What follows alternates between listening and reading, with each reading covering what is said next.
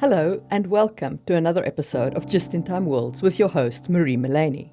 Today I want to talk to you about consumable magic items, how to make them and what they offer you in terms of plot both as a game master and as an author.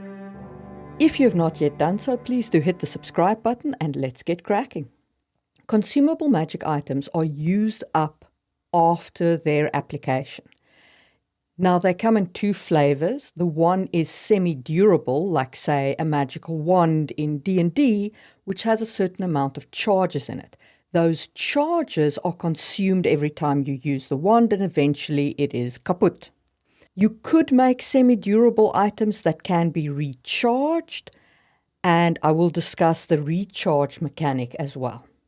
Your absolute classical consumable item is, of course, a potion or a scroll, again used extensively in D&D, or runes used in runic magic. All of these things are once-off uses.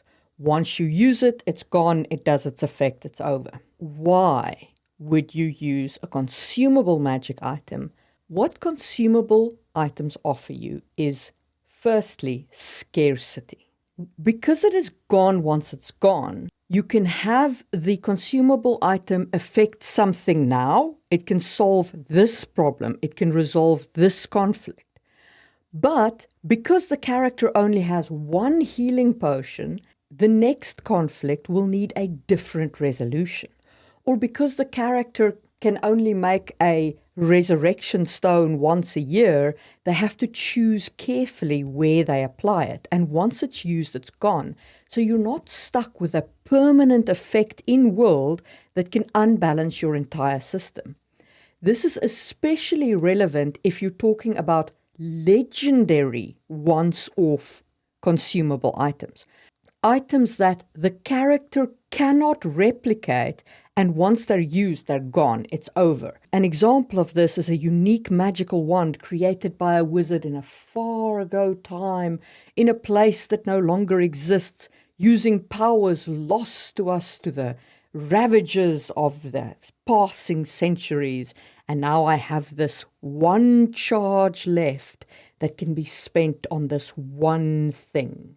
Then you don't have an unbalancing effect stuck in your world, but you can have that spectacular moment of payoff when you use that one thing to overcome the necessary conflict. Of course, if you have a consumable item that is that unique and that legendary, questing for it should be a thing in and of itself. You don't want to just drop it into the character's lap. You want them to go on a mighty quest for it and have to slay dragons and battle manticores and go forth and do mighty deeds before they get the consumable item. So scarcity and balance are your two big advantages. Is there a big disadvantage? Yes, there are two big disadvantages. The one is if it is possible for characters to reliably and cheaply make consumable items, they will churn them out like they're a sweatshop factory. And you will end up with a flood of these items, which might be fine, but it might also be unbalancing for the game.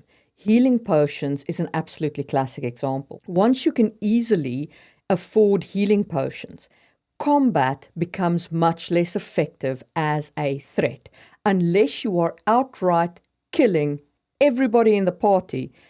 A fight will never end in death, because as long as one character survives who can pour a healing potion down anybody's throat, everybody survives. So bear that in mind when you're creating consumable items. If you remove the scarcity limitation, you end up in a situation where you decrease the threat level of everything that is combated by the consumable item significantly. Your other big problem with consumable items is carrying it around. Now, in role-playing games, this might be less of a problem because the encumbrance limitations built into the system might take care of the problem for you. But if you're writing about characters carrying consumable items, I, at least as a reader, will start wondering where they're keeping 805 potions. Now, I might have mentioned this before. I used to do live-action role-play, including weekend-long events where we went away and were our characters for a whole weekend. And it was on these camps that I really learned what encumbrance means and the problem with consumable items. Where do you stash these things? I ended up having a belt made, like the one shown on screen now, that had bullet point canisters for potions, a place to put scrolls, different pockets for magical components for spell casting, additional components for things like coins and alchemical bombs. And every single pocket on that belt needed to have its own place, and I had to learn to be extremely precise. Potions had to be in the same order they always were, because if you are in the heat of combat and you need to pick up your friend, and your potions are wrong, you end up pouring an alchemical bomb down their throat as opposed to pouring a healing potion down their throat. And don't say it doesn't happen. It literally happened. So if that can happen in a LARP situation, it can happen in your writing. Now, maybe that's part of the fun of having consumable items, is that kind of belt where you've got all of these, bits and pieces attached to you. But you have to remember that the character is then wearing that. And every time they walk into town, it's like watching a one-man army walk into town with all of these potions and alchemical bottles and little bits and pieces hanging on them. My main point here is when you are building consumable items into your world, whether as an author or as a game master, give some thought to how do characters carry all of these consumable items that they make. Where do they put them? Do they have special belts? Do they put them on bandoliers? Is this part of the character, and how does the rest of the world perceive it when the character walks into a tavern carrying the equivalent of half an arsenal of battle gear? So I spoke a bit about how making consumable items can be a disadvantage, but it can also be a really fun part of your world. So let's talk a bit about how to make consumable items. D&D, of course, has got their scrolls and potions with a crafting skill to make it, but that's a rather boring thing. Roll a dice, and there you go. The Dresden Files has got one of the greatest potion mechanics I've ever seen. In the Dresden Files, you require 8 ingredients for every potion. You need a liquid base, then you need 5 for each of the senses, 1 for the mind, and 1 for the spirit. The great thing about this is you can substitute ingredients for each other, and so no 2 potions are ever wholly the same, which makes for an absolutely fascinating crafting process and consumption process. As an example, when Bob the Skull convinces Harry to make a love potion, he wants Harry to grind up a diamond as part of the ingredients. But Harry can't afford a diamond, so instead he takes a $50 bill and rips that up. And then Bob wants him to put in love letters that he received from an old lover into the potion, but Harry doesn't have any of those. So instead he tears apart some Mills and Boon pages from a romance novel and puts those into the potion.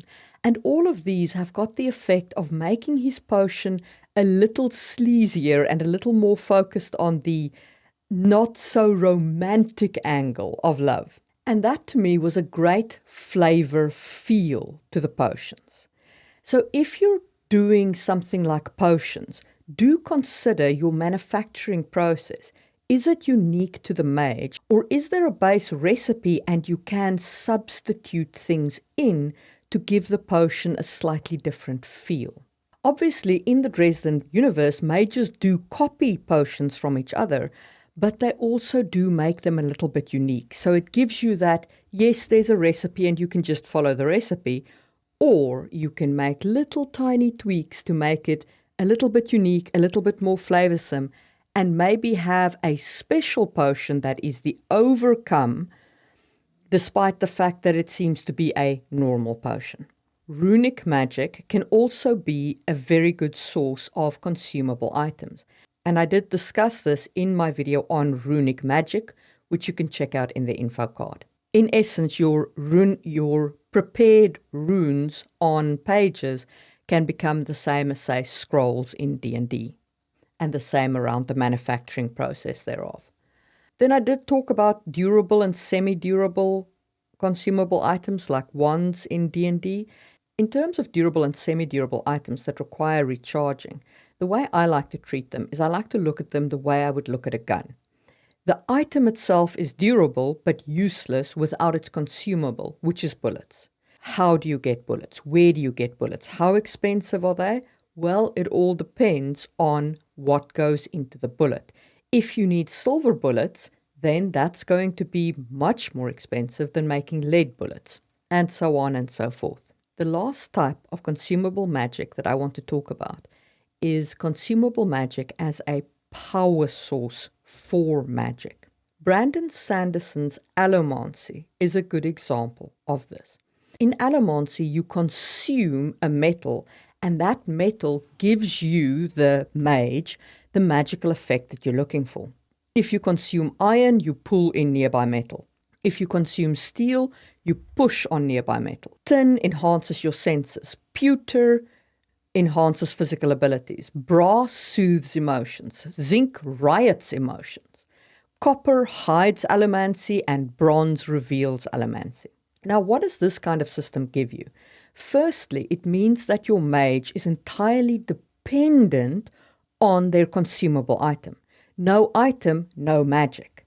So this creates a situation where you can remove a mage's magic without harming them permanently by just eliminating their consumable for the time being. The second great effect ties back into how do you carry all these things. In the case of allomancy, you have to keep those metals very separate, because if you're looking to riot somebody's emotion and instead you take iron, you end up pulling all the metals to you, which is a completely useless effect given what you were actually trying to aim for.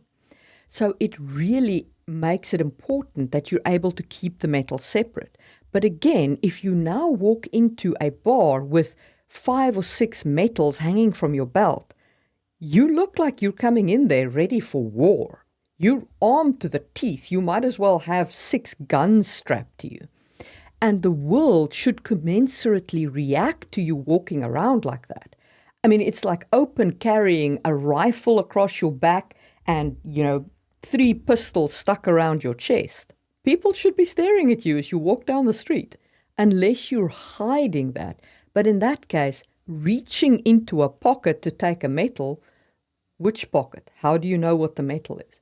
All of that becomes part of your planning for the character and makes the reader's experience or the player's experience of the character so much deeper when they have to think about where does that metal come from. The last thing I want to talk about in consumables is how much they contribute to your planning for fights. What's great about consumables and about magic that needs to be prepared the way a wizard does in D&D is you have to think about what could be useful. You can't exactly plan unless you know, okay, we're walking into a dragon's lair tomorrow, so I'm going to prepare these spells. In most cases, you have to kind of guess at what you might be facing. And this can lead to hilarious consequences. Because if the only tool you have is a hammer and every problem then looks like a nail, you can end up using very strange spells in the overcome of whatever you happen to be facing. It is a fascinating aspect of D&D play, is that guessing game on the wizard's part of what he's going to face. And in stories, as the author, you can set up a situation where your character has completely the wrong tools for the job, and the reader's sitting there going, how are they going to get out of the situation? They packed the wrong consumables, and now what? And that can lead to a really interesting overcome. And this can be in a situation that the character has successfully overcome before, but now they have the wrong tools. And that is my take on consumables in fantasy settings. I hope that you have enjoyed this take on how to make them and how to use them. And I will see you soon for another episode of Just in Time World.